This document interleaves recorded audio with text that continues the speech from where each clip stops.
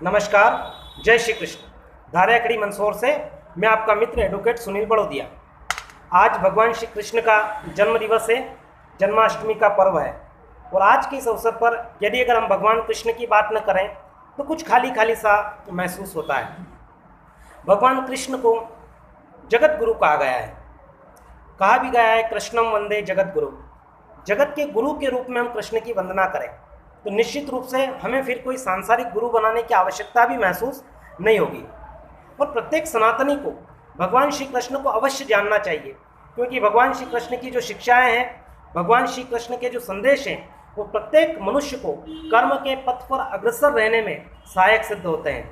जो मनुष्य तनाव में है, जो मनुष्य चिंता में है, जो मनुष्य किसी प्रकार के अवसाद में है, उसको भगवान श्री कृष्ण को अवश्य पढ़ना चाहिए, अवश्य समझना चाहिए।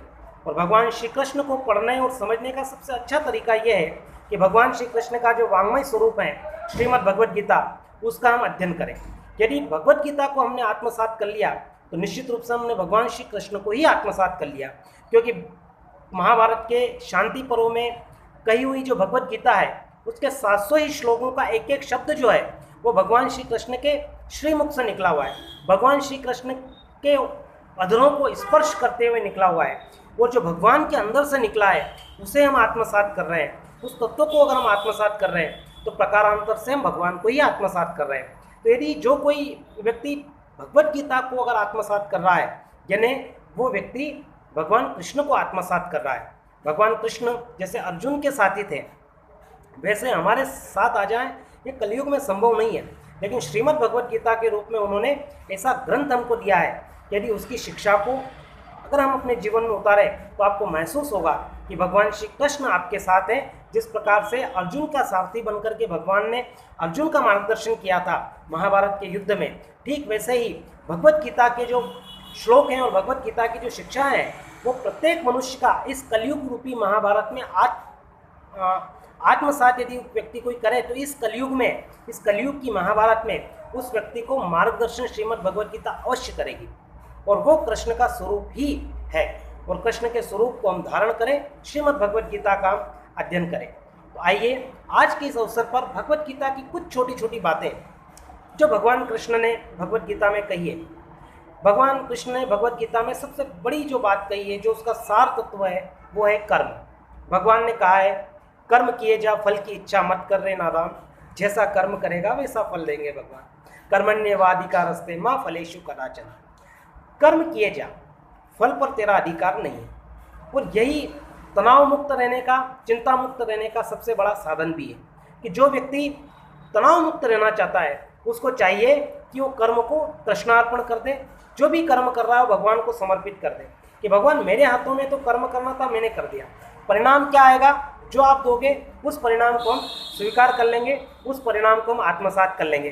तो यदि हम इस प्रकार से परिणामों से रहित होकर के, परिणामों की चिंता किए बगैर अगर हम कर्म करेंगे तो फिर उस कर्म का परिणाम कुछ भी आए वो हमें कभी भी तनाव नहीं दे पाएगा, कभी भी हमें परेशान नहीं कर पाएगा। दूसरी एक और चीज़ जो हमें महाभारत से सीखने को मिलती है कि कर्म कोई छोटा या बड़ा नहीं होता है।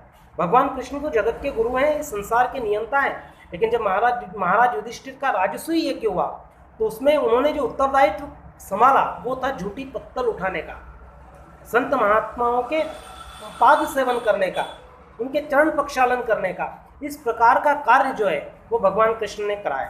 तो झूठी पत्तल उठाने का कार्य जगत गुरु कर रहे हैं, भगवान कर रहे हैं। तो निश्चित रूप से ये सबसे बड़ी शिक्षा भगवान कृष्ण की हमारे लिए है कि कर्म कोई सा भी हो वो छोटा या बड़ा नहीं होता है। इसलिए किसी भी व्यक्ति को आप, वो चाहे कोई भी कर्म कर रहा हो, उसको आप है दृष्टि से न देखें, उसको छोटी दृष्टि से न देखें। दूसरा एक और चीज़ भगवान कृष्ण ने भगवद गीता में कहा है कि ममे वांशो जीव लोके। इस संसार में जितने प्रकार के जीव है ये सब भगवद गीता में भगवान ने कहा है कि ममे वांशो जीव लोके। इस संसार में जितने प्रकार के जीव हैं वो सारे के सारे जीव क्या है, मेरे ही अंश है, भगवान कृष्ण के ही अंश है। और जीव क्या, भगवान कृष्ण ने पर्यावरण के प्रति भी संदेश दिया और कहा है कि वृक्षाणाम पिप्पलो हम, वृक्षों में पीपल में हूँ। पीपल भी भगवान कृष्ण का स्वरूप है। और इस संसार के जो प्राणी मात्र हैं, जीव मात्र हैं, वो सब भगवान कृष्ण का ही स्वरूप है। और चूंकि जब भगवान कृष्ण का स्वरूप है तो हमारा फिर ये एक दायित्व बन जाता है कि हम उस जीव को कष्ट न दे, किसी भी व्यक्ति को कष्ट न दे, किसी भी व्यक्ति के प्रति हमारे मन में वेर भाव न हो। क्योंकि अगर हम किसी भी जीव के प्रति वेर भाव रख रहे हैं तो इसका अर्थ है हम कृष्ण के प्रति वेर भाव रख रहे हैं। तो भगवान कृष्ण के प्रति हमको वेर भाव नहीं रखना है। तो भगवान ने कहा है कि मैं हर जीव में हूँ, ममे वांशो जीव लोके, इस लोक में जितने प्रकार के जीव हैं वो सब मेरे ही अंश हैं। तो फिर हम भगवान कृष्ण से कैसे वेर भाव रख सकते हैं? तो सबसे बड़ा प्रेम और मोहब्बत का सूत्र भगवान कृष्ण ने भगवत गीता में दिया है।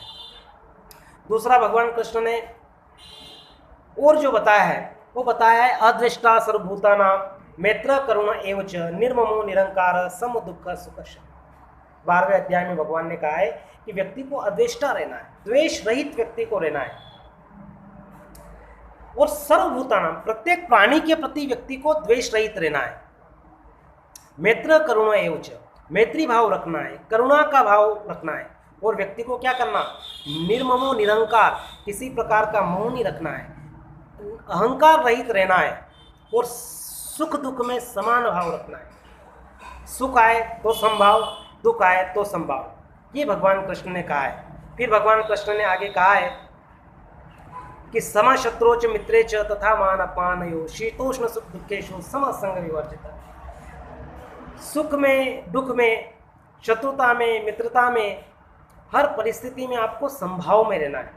तो संभाव में रहने की, समान भाव में रहने की शिक्षा भगवान कृष्ण जो हमको देते हैं। वो भगवान कह रहे शुभाशुभ परित्यागी भक्ति मान्य समय प्रिय, जो शुभ और अशुभ को छोड़ करके केवल भक्ति मार्ग में रहता है वो व्यक्ति मुझे बहुत ज़्यादा प्रिय है।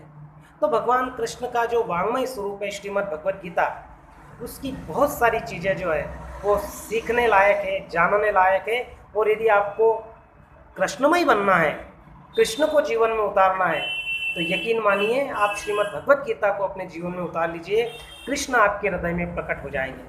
और भगवत गीता के बारे में तो जितनी बात की जाए उतनी बात कम है। तो निश्चित रूप से भगवत गीता इस संसार का सबसे बड़ा ग्रंथ है, और उस ग्रंथ को हम सब लोग आत्मसात करें, यही हम सब लोगों के लिए जीवन को धन्य करने का एक सुगम मार्ग है। आज जन्माष्टमी के पर्व पर बस इतना ही।